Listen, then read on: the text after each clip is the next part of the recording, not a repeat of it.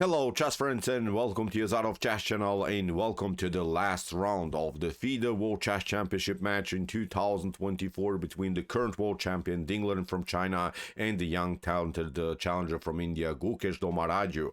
So this now the last round. This now the round 14 of this epic chess event. So far the result is equal, which means who wins now this game today is the winner of this prestigious chess event.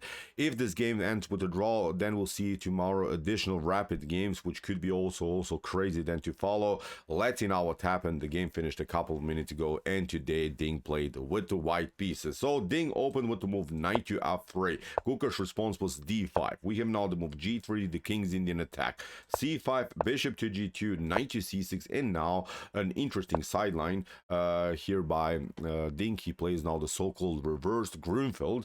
The Grunfeld defense, I think, is very popular, and here with the white pieces, you're playing sort of a Grunfeld, but with an extra tempo with the white pieces. But here, the good part about the setup by Gukesh with the move knight to c6 and c5 is that if Ding would have gone into this c4 lines that we have seen previously, in which Ding in the last game won his game with the white pieces against Gukesh in the round 12, then Gukesh could have this approach d4, and I would say this would be then this reverse Benonish structure now from White's perspective, in which I think Gukesh could have a better setup than in the game 12 that he lost, because in the previous game he played knight to c6 without playing the move c5.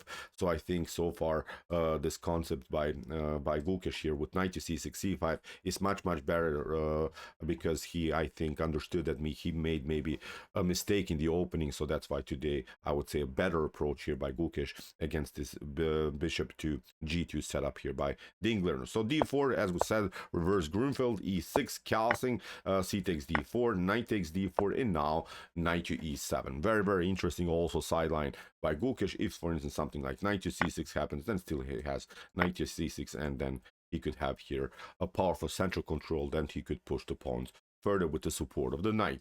We have now here, after knight to e7, we have now the move c4 by Ding, opening up now the center. Knight takes d4, queen takes d4, and now knight to c6.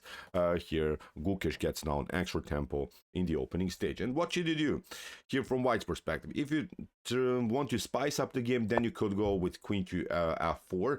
Then the game could be very unbalanced. Actually, queen to f4 would be even a theoretical novelty, which maybe even, unfortunately for the game, Ding didn't dare to play. Then e5 would be very crazy. Then you try queen to e3, d4, then bishop to c6 leads into complications. Look at this, queen to e5. Then instead of maybe d4, you can try maybe d takes c4, which is again a much more aggressive approach to the game. Bishop to c6, for instance, could happen. Then you pick up this one, bishop to e6. Maybe Ding didn't dare to play this position because of the bishop pair, because of this weakened pawn structure in front of the king. So as I said, here queen to f4 would be, I think, the only way to somehow spice up the game to be more aggressive in the approach here with the white pieces. But Ding played in the calm queen to d1, which is perfectly fine. Nothing romantic is so far going on, and Gukesh plays now the solid d4, has now space advantage in the center of the board. Ding challenges now again the d4 pawn, bishop to c5. Here Gukesh supports it further. What should you do? Here you could maybe try a3 to maybe somehow put more pressure against this very well placed bishop on c5. But then d takes e3 can happen. Bishop to c6 leads now also into this line. Maybe queen to d8, king takes d8. Here I would say after king to e7, black should be better. So a3 is a little bit too slow. Nothing can be done. So because of d takes e3, even if you try f takes e3, then you have a weakness till the end of the game. This weak pawn on e3 could be further attacked by black's activity. So that's why here Ding didn't want to risk anything with this aggressive approach. Ding tried e takes d4, took now the pawn in the center of the board, and now bishop to d4. And the good part here for Gukesh is that now when he centralized his bishop on d4, there's simply no pawn anymore that could kick away this bishop from the center. So you cannot play c3 and e3 anymore, because you have already pushed his pawns. So now already when I saw that Gukesh managed to fix somehow his position in the center of the board and also here on white side of the board, I was very satisfied with the outcome of his opening preparation, because now he somehow fixed, he somehow equalized the game easily without complications. He can still play e5, support the d4 bishop further. So I think it becomes now really solid game for him without any, I would say, tactical possibilities here for Ding to make something in the game. Knight to c3 here by Ding, normal development. We have castling, and now knight to b5. And here maybe Gukesh doesn't react maybe in the most optimal way. So here, a better choice instead of his bishop to b6 was to play e5, but e5 leads, I think, into a too drawish position. e5 leads, I think, into immediately draw because of this line, knight to d4, and then you pick up this one.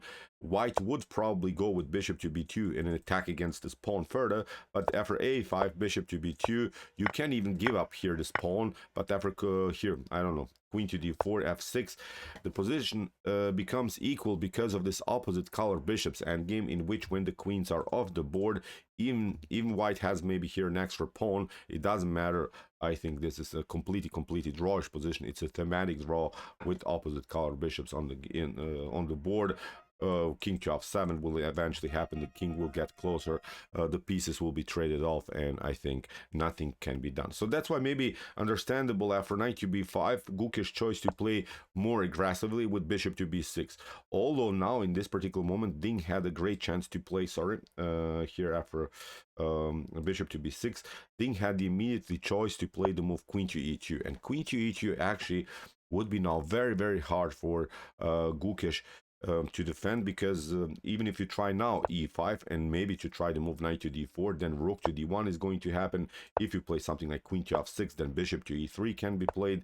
Even if you go for this line, I think suddenly it becomes an unpleasant game here for black, because after queen to d3 we can block out this pawn here, but the main goal is then we can here push the pawns on the queen side. Here from white's perspective, you would have here this 3 versus 2 pawn majority, and I think nothing again may be lost here for black, of course, but queen to e2, I would say, is the only way to somehow spice up the game. Then after rook to d1, you could also maybe try knight to d4 immediately, but you see again with the same pattern, knight to d4, bishop to d4, bishop to e3, we taking, and again this pawn on d4 becomes isolated, and white would then have the opportunity to push here 3 versus 2, again a similar position where white should be better. Queen to e2 must move here for Ding in order to somehow complicate the game, but Ding played a passive b3, which allowed here now finally a6 here for Gukesh, kicking away the knight, knight to c3, bishop to d4, and now bishop to b2, and now finally after move e5, again the position gets really fixed, compact around the square d4, and again Gukesh, I would say, has equalized the game. Queen to d2 here by Ding, and now maybe here in this particular position, Gukesh could have gone very aggressively into the game with the move queen to a5. Queen to a5 would be very interesting. This move would temporarily not allow the move knight to d5 for white. Very important moment, I would say, in which Gukesh could have maybe turned things around, in which Gukesh could maybe even take over in the game, because it would be very hard now to do anything. For instance, if you try rook to d1, then bishop to g4 could happen. F3 you cannot play anyway. You try maybe knight to e2, and now suddenly the queen becomes a little bit overloaded to the defense of all of these pieces on the second rank.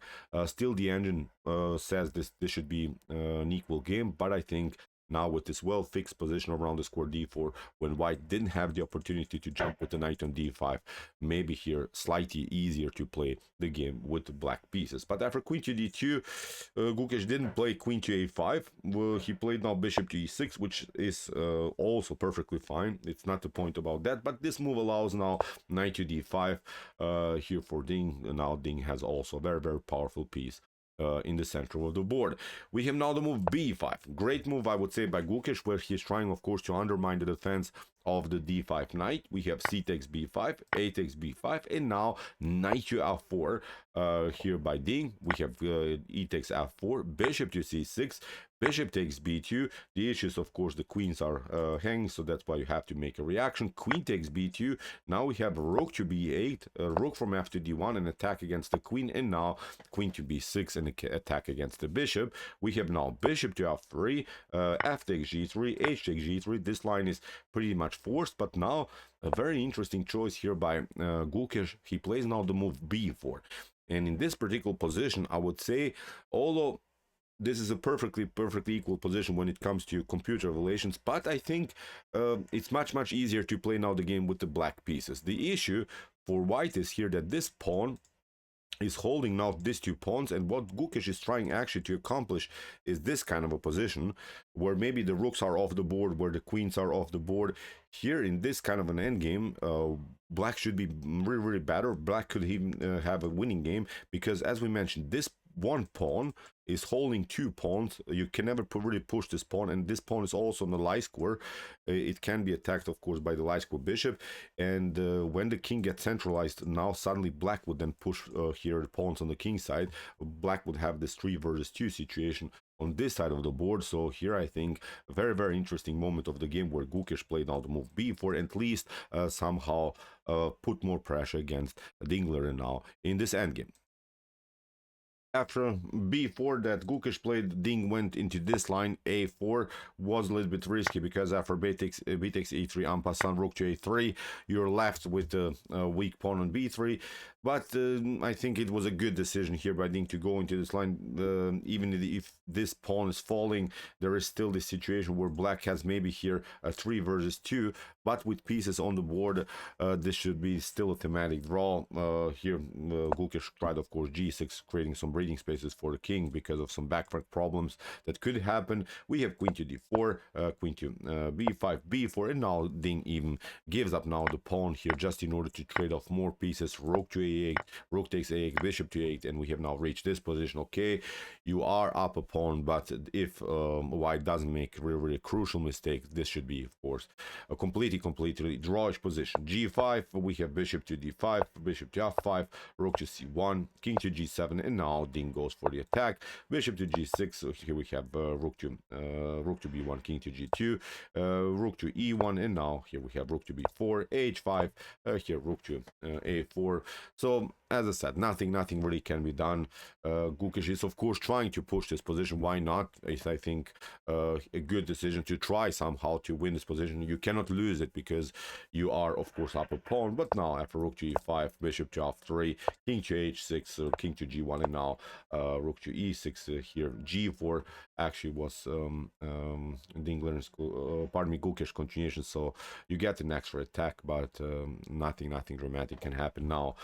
It's even hard to push here some pawns. The f4 square is covered. Even if you try h4, the game becomes more and more simplified. So the game is, I think, now really not so far away from a completely drawish position. So actually, g4 wasn't Gukesh move. Sorry about that. Rook to e6 first here by Gukesh. Now rook to c4 here by Ding, and now finally g4. I mixed up a little bit the moves here. We have now bishop to d5 by Ding, and actually this should be again a pretty solid position, really thematic draw. But of course, Gukesh is trying to do something, and I think we shouldn't criticize his decision to push this position. Magnus Carlsen, I think, also in chess history, won many games out of drawish positions, completely 0.0 positions. He squeezed somehow win, is really famous for doing so. I think Gukesh's choice now to try to do something in the last game with the black pieces is a great choice, because as I mentioned, he cannot simply lose this game. Just push it a little bit further. See, maybe your opponent makes a mistake. Bishop to b7, king to g5, f3. We have now f5, f takes g, h takes g, and now rook to b4. So the game becomes more and more simplified, and it seems again that should be a drawish position. Bishop to f7, king to f2, rook to d2, king to g1, and now king to f6, rook to b6. Good move by Ding. We have now king to g5, and again rook to b4. Again, a good move, not allowing some f4 stuff, not allowing, of course, to gain this king to get closer to the action. We have bishop to e6, rook to a4, rook to b2, bishop to a8, king to f6, rook to f4, king to e5, and now now comes a historical moment. Now comes the really critical moment of this crazy event. So in a completely drawish position, believe me or not. The world champion Ding Liren plays now rook to f2. And suddenly, this is a completely winning position now for Gukesh Dommaraju. Very well stuff. The best way here for white is, of course, to stay with your rook on the fourth rank. Never allow this pawn to be pushed. Never allow, of course, to get the king to be closer. Now, after rook to f2, Ding says thank you. Rook takes f2, king to f2, and now bishop to d5. The issue is now that even the bishop has to be traded off. In any other scenario, when the bishop still would be maybe here, I don't know, controlling some squares. If you could just imagine maybe the bishop on d1, then still I would say this should be a drawish position because one pawn could be traded off. And then you give up maybe the bishop for pawn later, and of course just with the bishop black cannot win the game. But now you have to even trade off further the bishop to d5, king to d5. We have king to e3, and after king to e5 in this particular position, Ding Liren resigned. So what's the issue? Let's see options. If for instance king to f2 happens, then king to d4, then you try to do like this, and then black's king is simply getting close enough to the action. King to f2, one moment you have to step back, and now it's completely winning. So even if you try, I don't know, king to d3, then white will lose in this way. f4, you're trying again to get the king closer. Now you play f3, and after king to f1 you have a tricky f2. After king to f2 you go like this, go into the opposition, and now after a couple more moves this pawn again will be lost. You play king to e2, king to h2, king to f2, and now again this is a completely a winning endgame here for Gukesh. So Gukesh won the FIDE World Chess Championship in 2024 in the last round, which is really crazy. He squeezed a win out of the fully drawish position. He pushed it to the limits. Ding made a blunder, and now Gukesh is the youngest world champion of all time. Really an epic historical moment, I would say. Really epic chess history. Congratulations to Gukesh. When we watch now the whole event, I would say slightly deserved for sure, but Ding had also some chances. But I think when it comes to really the critical games, Gukesh pushed it harder. Especially with the white pieces.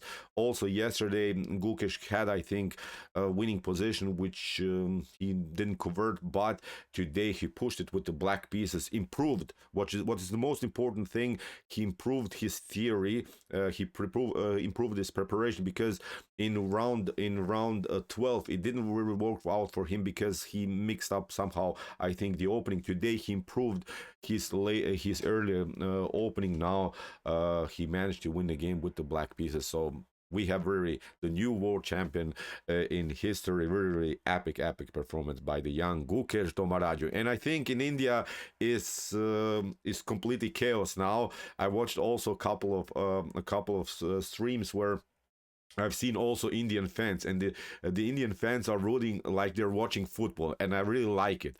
Someone said in the comments why they're rooting like it's something special. No, I really love the fact that the country is standing behind a player like in a football match. I could just imagine, I'm from Croatia, and if we would have maybe a great chess player, I think many Croatians would follow it like a football match. We would stand behind the TVs and would just root. It would be an epic also feeling for us for sure. And I think India is feeling now really great. They have found a new world champion after Vishy Anand. So congratulations for the youngest world champion of all time, Gukesh Dommaraju. So this will be it for today. Thanks for watching also my coverage of this epic chess event. If you want to see some other games that we have covered, please check it out. Here are some links of some games that we have analyzed before. And if you like this content, hit the subscribe button. See you soon with some more videos. And what do we say in the end? Gukesh is the best.